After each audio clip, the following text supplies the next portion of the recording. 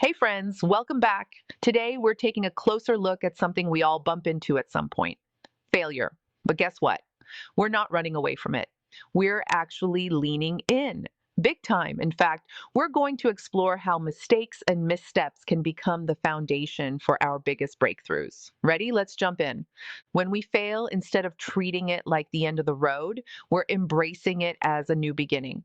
Think about it. Every time we stumble, we learn something, and that something can be exactly what propels us forward. It's basically turning face plants into fuel for massive growth. And the cool part, it's not just pep talk. There's real science behind it, good old neuroplasticity.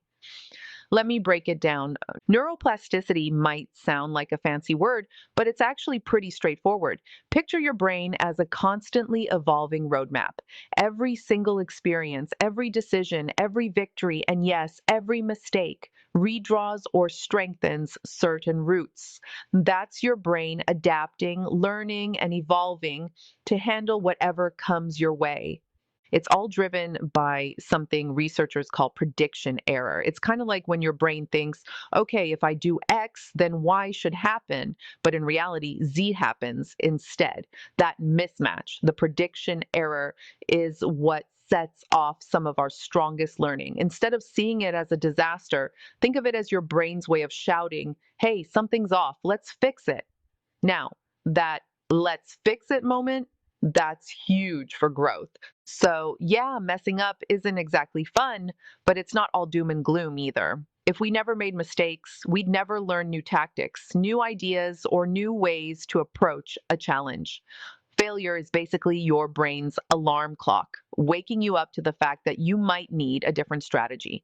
And once you realize that, the possibilities for improvement skyrocket.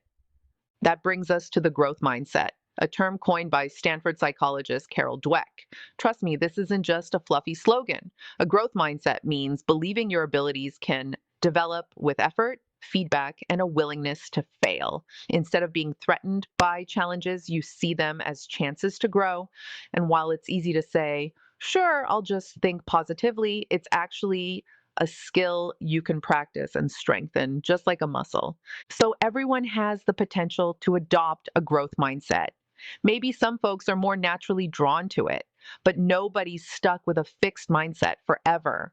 We can literally rewire how we think about ourselves, about failure, and about what's possible. Now, knowing that failure can be a fantastic teacher is great, but how do we actually use that insight in daily life? Let's walk through a few areas where this mindset switch can totally change the game. Raise your hand if you've ever had a miscommunication with a friend, partner, or family member. I'm definitely raising mine. Instead of seeing these clashes as a relationship meltdown, what if we looked at them as feedback signals? They're pointing out places where we can improve how we communicate, manage conflict, or empathize with each other. For instance, if you notice you get defensive when your partner critiques your driving, that's a clue about a possible trigger point. Or maybe a certain topic always puts your friend on edge. These aren't just failures, they're data points telling you where you can grow. With a growth mindset, these tough conversations become opportunities for deeper connections instead of proof that this relationship is doomed. So you might be thinking, all right, I get it. Failure is good.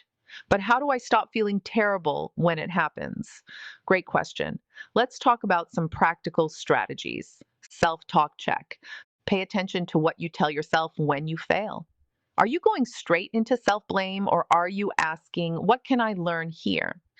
A quick reframe can turn a shame spiral into a growth moment. Compassionate curiosity. This one's huge. Instead of judging yourself harshly, get curious compassionately. Ask, why did that go south? Or what info can I glean from this? The goal is to explore rather than condemn. Self reflection sessions.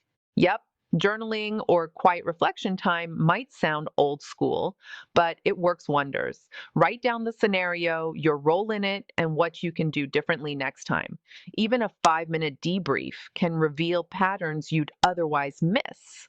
Feedback systems. Ask for feedback often. Don't wait for annual reviews or big crises. Whether it's with friends, coworkers, or mentors, a simple, how did that go from your perspective, can bring massive insight. Set learning goals. Instead of only fixating on performance goals, like hitting a certain metric, set goals that revolve around skill building.